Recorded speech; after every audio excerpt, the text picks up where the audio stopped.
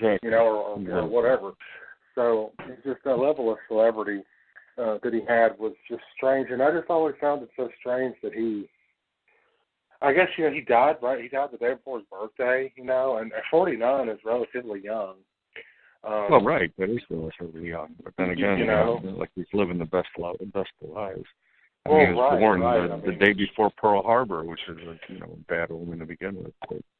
Oh yeah, and I mean, and December historically has not been a good month for really anything. I mean, John Lennon died December 8th, and then Diana Girl died December 8th, and then all these other things happened in December, and December historically is not a very, when it comes to history and events, not a very, welcoming month. But the whole situation with him was weird, and I don't know, he's one of the ones, I think, because of Mindhunter, he's sort of getting more of that notoriety, and I don't know, I'm kind of fascinated by the notoriety level that he's getting, but is there anybody you particularly would like to see profiled a little bit more, like, say, they were taking submissions or something for Mindhunters and, to have a serial killer covered? Is there somebody you recommend for the show to be covered if you were able to be an advisor or something?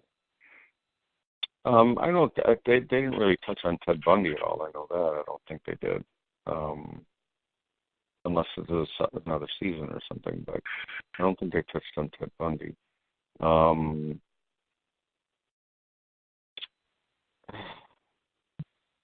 If you're talking like more recent stuff, would be kind of cool with the. No, it's a good question. I'm just trying to think. Like, I mean, it'd be interesting, if unfortunately he's dead now, but the Las Vegas shooter, it'd be kind of interesting to see what was going through his mind. I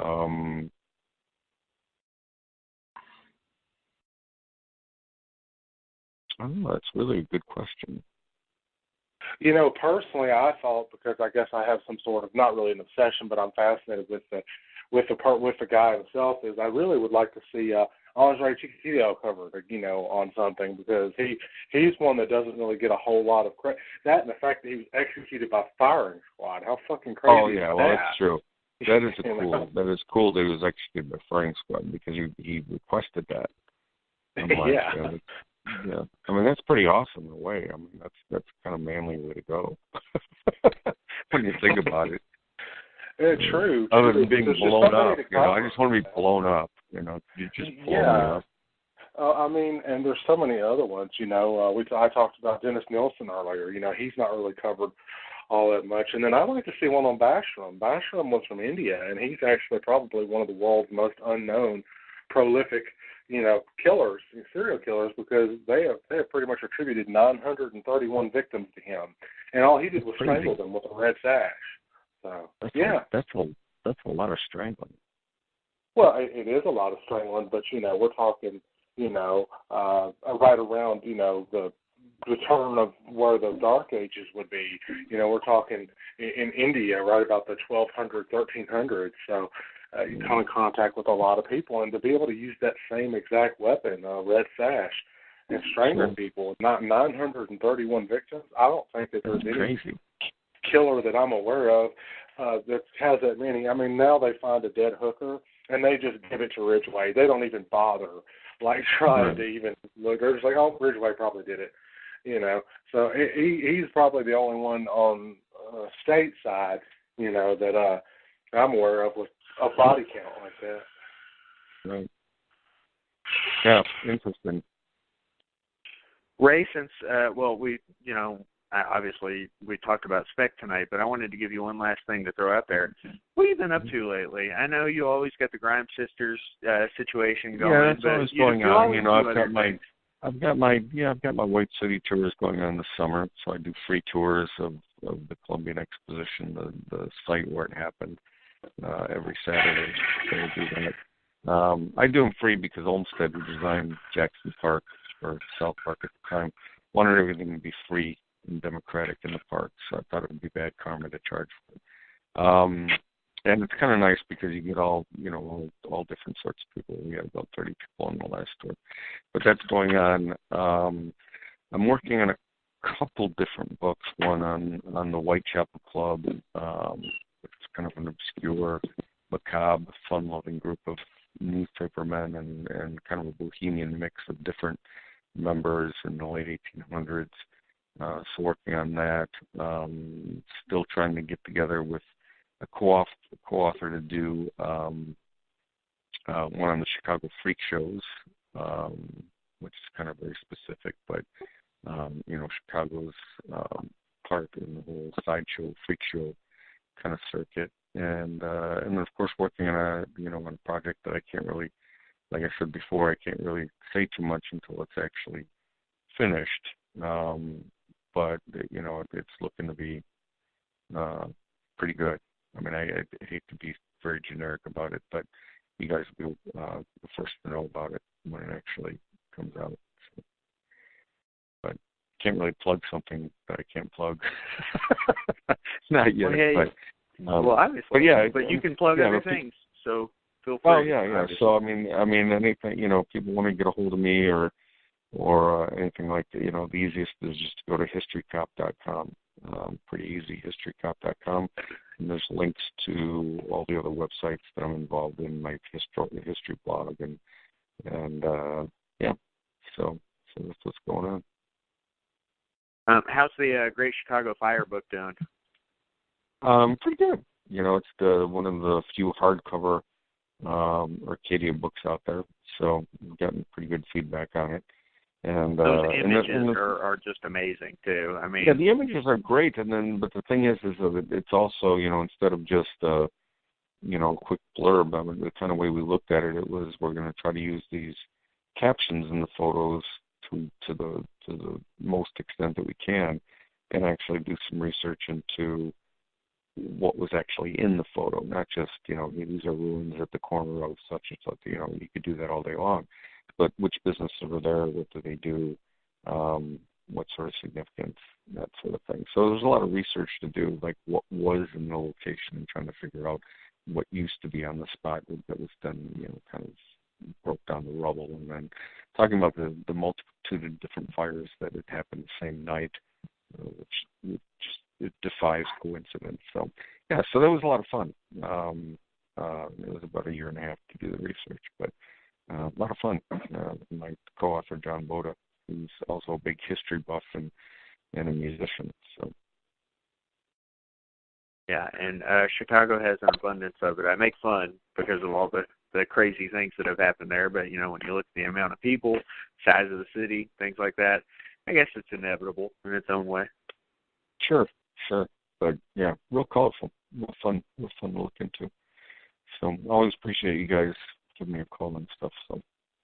Oh yeah, obviously, and I'm sure you'll be on our radar again soon. There's always something going on there. Yeah, and I'll let you guys know when that secret project comes out. So. Yes, because when it does, we'll have you on, even if we have other things scheduled that month. We'll bump them. So it's worth it to me. So Ray, thanks again, buddy. I really appreciate it. No problem. All right. I love talking with you guys. You have a good one. You're the man, Ray. All right, take care. All right. Take care. Appreciate it, Ray. Have a good evening. All right. Thanks. Bye-bye. And that was my fellow Irishman, Ray Johnson, the history cop. The man who is and Blake, I'm sorry, this has nothing to do with you. I'm just saying, the most guest appearances on our show is Ray Johnson. You don't count Blake, sorry. Yours not even a fair assessment at this point. So Ray is the most... just shit on me right out of the gate. I got to barely speak all night. I think that's giving you credit as like an honorary co-host, don't you think? Well, it's weird because of the celebrity status and having to go around and do all this stuff. It's like people still find it hard to believe that I have enough time to do this, and I'm like, no, I make time for Travis and Vic whenever they ask. Even if I'm not feeling well, the only time I wouldn't call would be if there was something wrong with my throat, and it would make me really hard to understand. You about blew your face up one day and still came on the show. Yeah, I still did. I'm actually kind of sore right now. I'd have my nose re-pierced the other day, and that hurt like a bitch.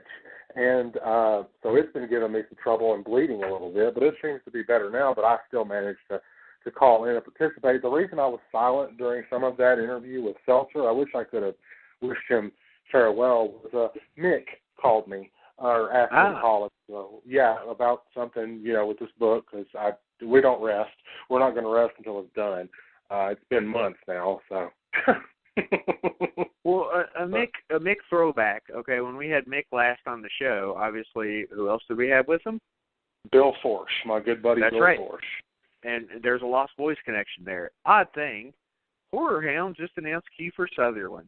Keith your fucking And Jason Sutherland. Patrick. And Jason Patrick. Of course, Jason Patrick, and I'm not, underestimating him in any way, but the fact that Kiefer Sutherland's doing a horror convention is staggering to me.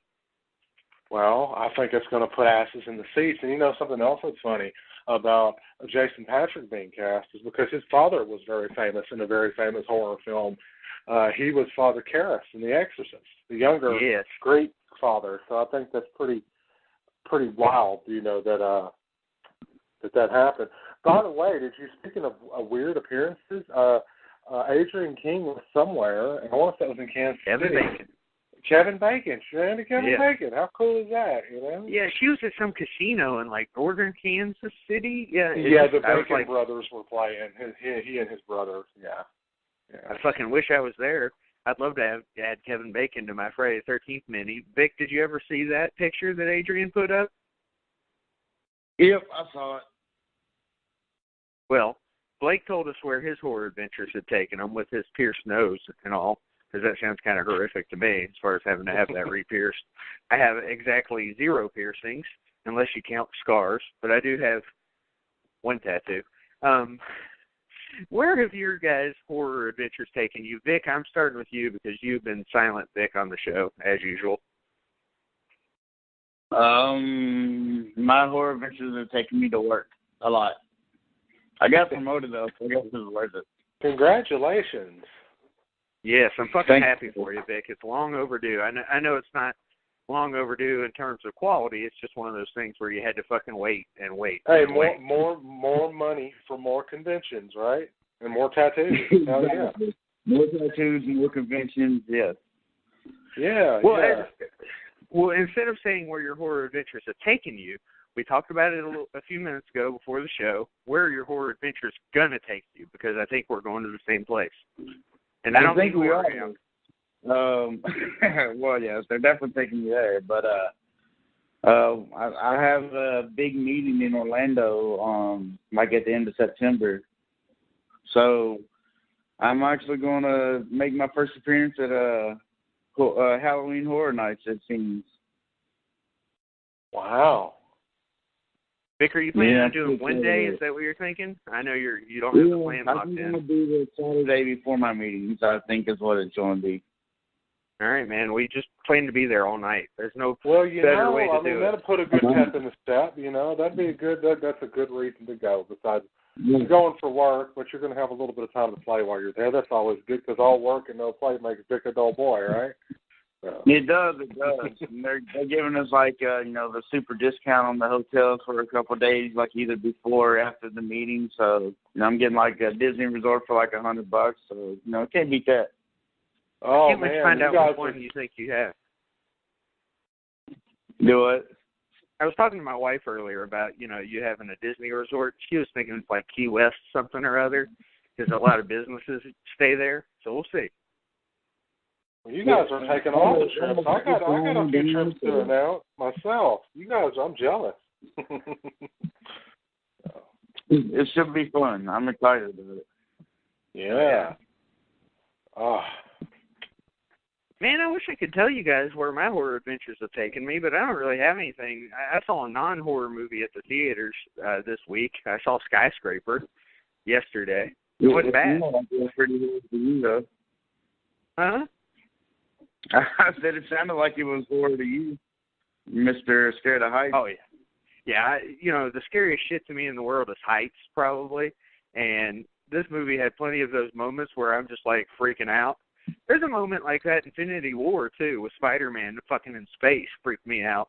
But, this was, there were some moments in this that had me pissing my pants. It was fucking scary. But, as a whole, it was kind of a Die Hard ripoff with, I don't know, less plot. But it was still good. It was worth watching. Don't go out of your way to see it. But if you don't have Movie Pass, just wait for Redbox or wherever the hell you can get it. If you do have Movie Pass, go check it out when you get a chance. Just don't do it at peak pricing. It's not worth paying extra money. That sounds